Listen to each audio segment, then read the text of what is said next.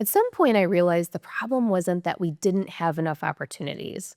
The problem was that we hadn't learned how to choose the right ones, because not every experience shapes you, and not every yes is worth the cost of what ends up happening to you. Once we decided that experiences mattered more than accumulation, something unexpected happened. Decision making got harder before it got easier.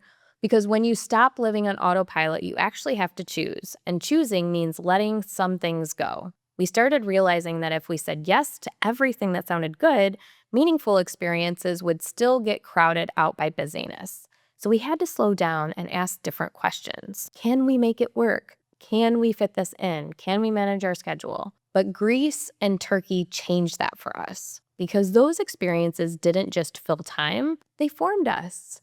They changed how we talked, how we thought about things, and how we measured what mattered.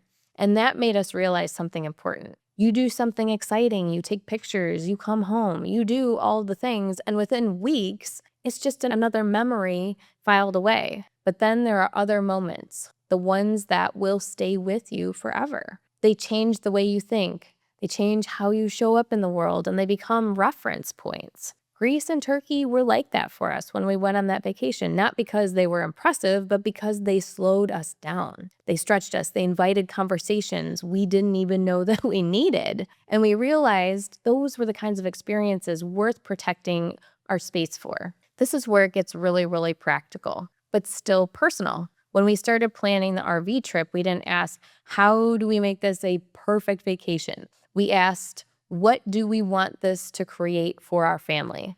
We imagined the long drives, the conversations that happen when there's nowhere else to go, when it's just us and we're hanging and we're sitting by the campfire.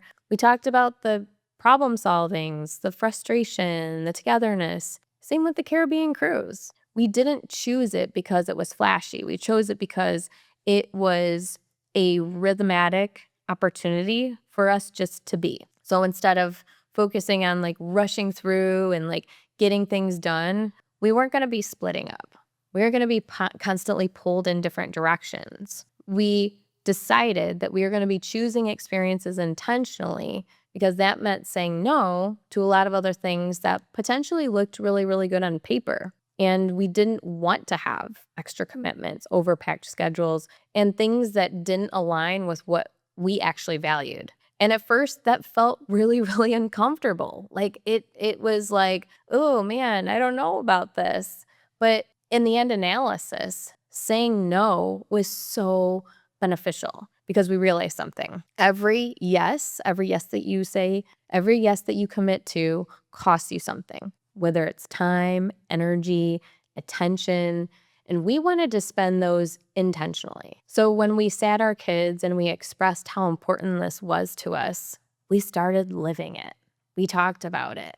And we noticed that we rushed less and we talked more and we chose togetherness more often. And really the tone of the home started shifting. And what was an overarching theme was that there was less urgency and less pulling in different directions and more of a shared anticipation.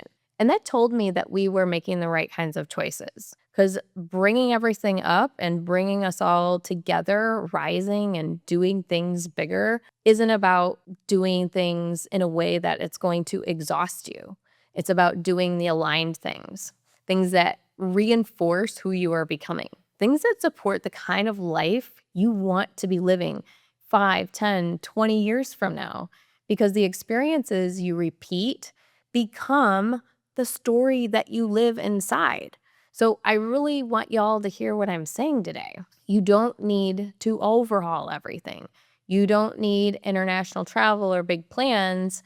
You need one intentional yes, one experience you protect space for, one decision you make based on meaning instead of just momentum. And that's how all of this starts. We started seeing them as investments, all different kinds of investments in our family, in our connection, in the story that we are building together. And once that shift happens, you don't look at time the same way ever again. You don't need more time. You need clearer intention. So I just want you to remember this season is about building a life where meaning, growth, and family are chosen on purpose. And I just want to thank you so much for joining us today on Dreaming Night Build. This is going to be the most exciting year.